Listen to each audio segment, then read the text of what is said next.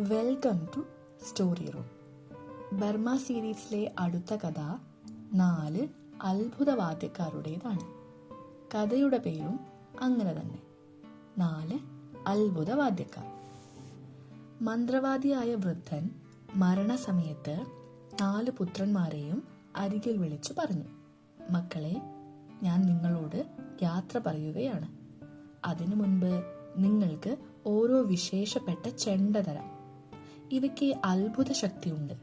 അതുകൊണ്ട് നിങ്ങൾക്ക് ധനവും പ്രതാപവും ഉണ്ടാകും. എന്നാൽ നിങ്ങളിൽ ആരാണ് ശരിയായ സുഖം കണ്ടെത്താൻ പോകുന്നതെന്ന് എനിക്ക് അറിഞ്ഞുകൂടാ.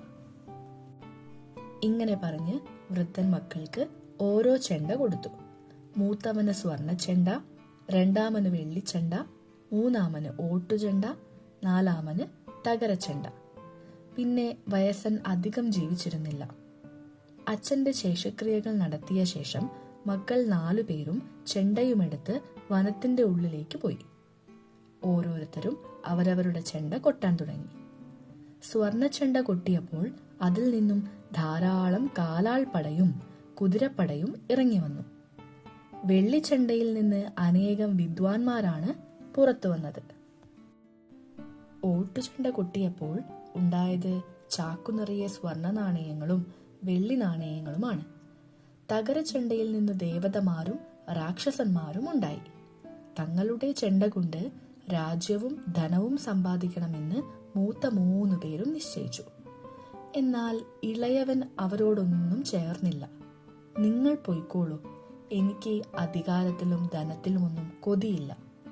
എന്റെ ദേവതമാരോടും രാക്ഷസന്മാരോടും കൂടി ഞാൻ ഇവിടെ താമസിച്ചു കൊള്ളാം. ഒടുവിൽ അനുജനെ അവന്റെ പാട്ടിന് വിട്ടിട്ട് ജ്യേഷ്ഠന്മാർ 3 പേരും പോയി. അവർ യുദ്ധം ചെയ്ത് രാജ്യവും സമ്പത്തും അധീനമാക്കി. അങ്ങനെ 3 കൊല്ലം കഴിഞ്ഞു. അപ്പോൾ പ്രതാപശാലികളായ ജ്യേഷ്ഠന്മാർക്ക് കാട്ടിൽ കഴിയുന്ന അനുജനെ ഓർമ്മ വന്നു. അയാളെ കൂട്ടിക്കൊണ്ടുവരാൻ സ്വർണ്ണ ചെണ്ടക്കാരൻ ആളെ അയച്ചു. ദൂതന്മാർ ചെന്നപ്പോൾ അനുജൻ സുന്ദരിമാരോടും രാക്ഷസന്മാരോടും ചേർന്ന് കാട്ടിൽ ചുറ്റി നടക്കുകയായിരുന്നു. അവർ ജ്യേഷ്ഠന്റെ ക്ഷണം അയാളെ അറിയിച്ചു. ദൂതന്മാരോടൊന്നിച്ച് അയാൾ സ്വർണ്ണ ചെണ്ടക്കാരന്റെ രാജ്യത്ത് പോയി. അനുജനെ കണ്ടപ്പോൾ ജ്യേഷ്ഠന് വലിയ സന്തോഷമായി. രാജ്യത്തിന്റെ പകുതി അവന് കൊടുക്കാമെന്ന് ജ്യേഷ്ഠൻ പറഞ്ഞു. ഇപ്പോൾ വേണ്ട, അനുജൻ വിനയപൂർവ്വം ഒഴിഞ്ഞുമാറി. ഞാൻ ഇവിടത്തെ രാജകുമാരനായി കഴിഞ്ഞോളാം. അങ്ങനെ കുറച്ചുനാൾ അനുജൻ അവിടെ പാർത്തു.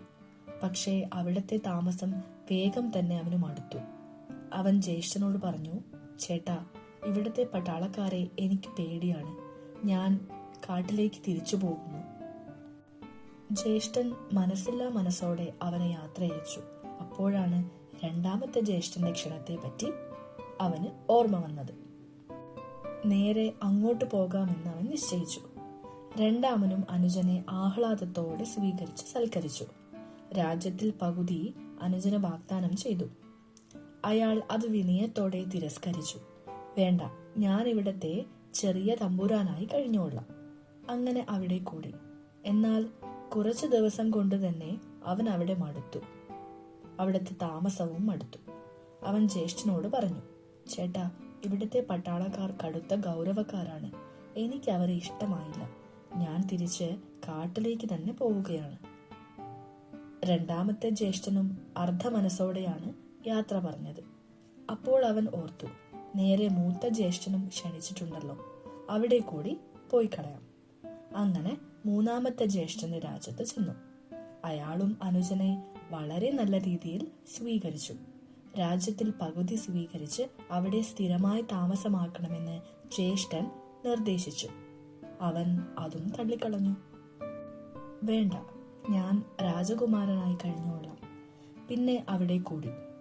കുറച്ചുനാൾ കഴിഞ്ഞപ്പോൾ അവിടുത്തെ താമസവും അവനും അടുപ്പായി. അവൻ ജ്യേഷ്ഠനോട് പറഞ്ഞു, ജ്യേഷ്ഠ, ഇവിടുത്തെ ധനവും പ്രതാപവും എന്നെ സന്തോഷിപ്പിക്കുന്നില്ല.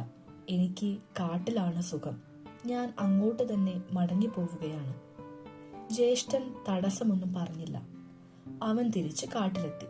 അവിടത്തെ സുന്ദരിമാരും അവരുടെ കിങ്കരന്മാരായ രാക്ഷസന്മാരും അവനെ ആഹ്ലാദത്തോടെ സ്വീകരിച്ചു. അവരുടെ കൂടെ അവൻ വളരെ കാലം സുഖമായി പാർത്തു. ചിലർ അങ്ങനെയാണ്. ധനത്തിലും സമ്പത്തിലുമൊന്നും വലിയ താല്പര്യമുണ്ടാവില്ല. ജീവിതമെന്ന് പറയുന്നത് ധനവും സമ്പത്തും ഒന്നും മാത്രമല്ല.